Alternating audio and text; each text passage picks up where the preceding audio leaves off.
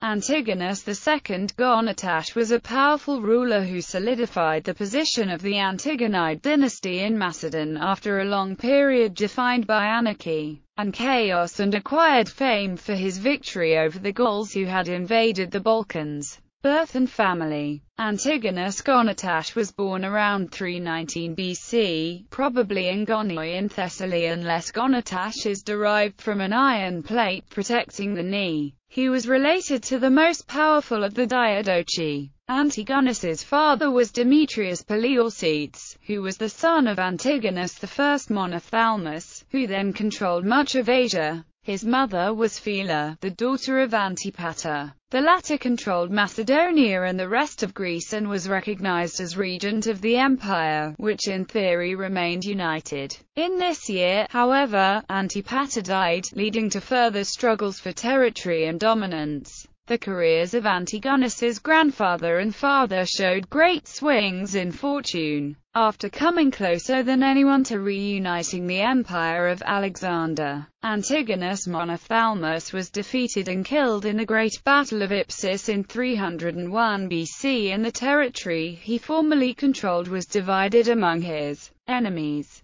Cassander, Ptolemy, Lysimachus, and Seleucus, Demetrius's general. The fate of Antigonus Gonatas, now 18, was closely tied with that of his father Demetrius, who escaped from the battle with 9,000 troops. Jealousy among the victors eventually allowed Demetrius to regain part of the power his father had lost. He conquered Athens, and in 294 BC he seized the throne of Macedonia from Alexander, the son of Cassander. Because Antigonus Gonatas was the grandson of Antipater and the nephew of Cassander through his mother, his presence helped to reconcile the supporters of these former kings to the rule of his father. In 292 BC, while Demetrius was campaigning in Boeotia, he received news that Lysimachus, the ruler of Thrace and the enemy of his father, had been taken prisoner by Dromicetes, a ruler of the Geta. Hoping to seize Lysimachus's territories in Thrace and Asia,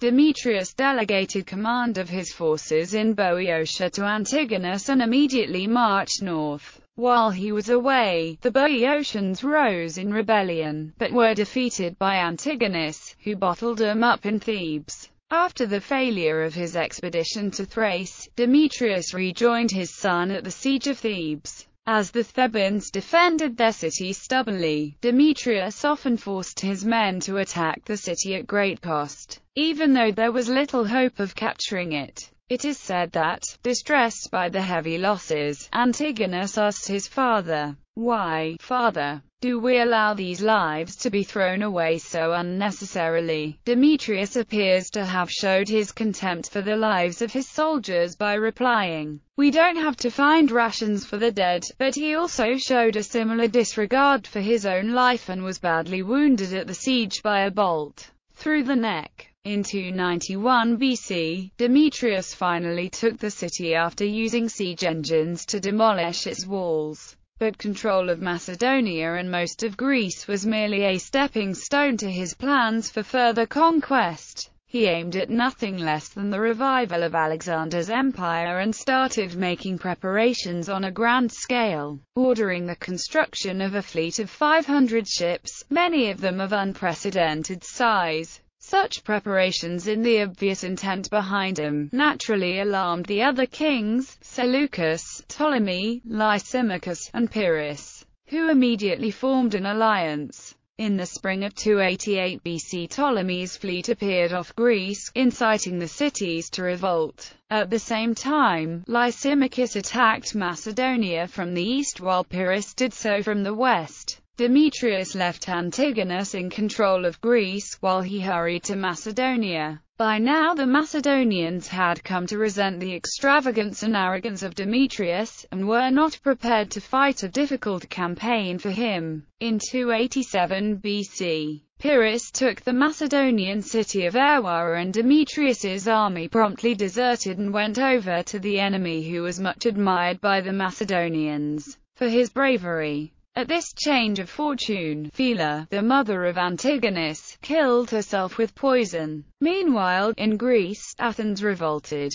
Demetrius therefore returned and besieged the city, but he soon grew impatient and decided on a more dramatic course. Leaving Antigonus in charge of the war in Greece, he assembled all his ships and embarked with 11,000 infantry and all his cavalry to attack Caria and Lydia, provinces of Lysimachus. By separating himself from his son and departing into Asia, Demetrius seemed to take his bad luck with him, but in reality it was the fear and the jealousy of the other kings. As Demetrius was chased across Asia Minor to the Taurus Mountains by the armies of Lysimachus and Seleucus, Antigonus attained success in Greece. Ptolemy's fleet was driven off and Athens surrendered. In the wilderness, in 285 BC, Demetrius, worn down by his fruitless campaign, surrendered to Seleucus. At this point, he wrote to his son and to his commanders in Athens and Corinth, telling them to henceforth consider him a dead man and to ignore any letters they might receive written under his seal. Macedonia, meanwhile, had been divided between Pyrrhus and Lysimachus, but like two wolves sharing a piece of meat, they soon fought over it, with the result that Lysimachus drove Pyrrhus out and took over the whole kingdom. Following the capture of his father, Antigonus proved himself a dutiful son. He wrote to all the kings, especially Seleucus,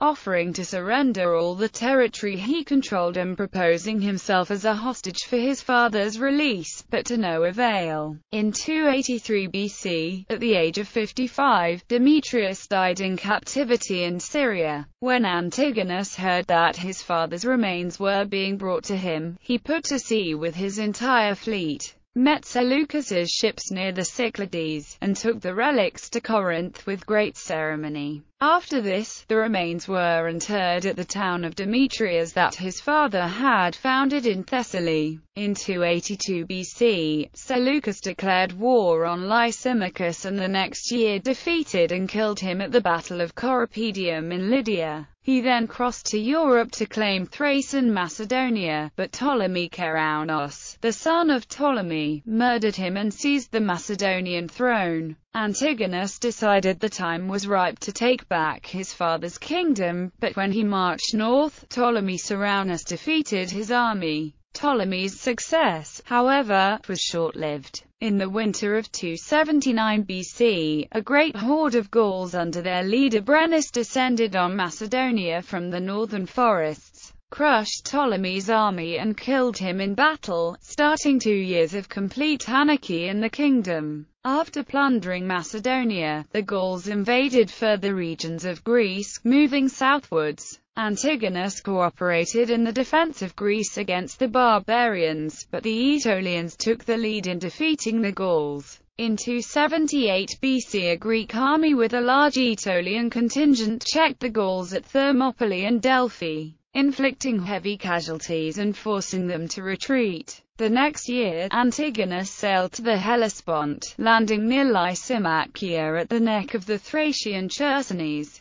When an army of Gauls under the command of Cerathrius appeared, Antigonus laid an ambush. He abandoned his camp and beached his ships, then concealed his men. The Gauls looted the camp, but when they were started to attack the ships, Antigonus's army appeared, trapping them with the sea to their rear. In this way Antigonus resoundingly won the Battle of Lysimachia and claimed the Macedonian throne. Around this time, under these favorable omens, Antigonus's niece-wife Phila gave birth to his son and successor, Demetrius II Autolycus.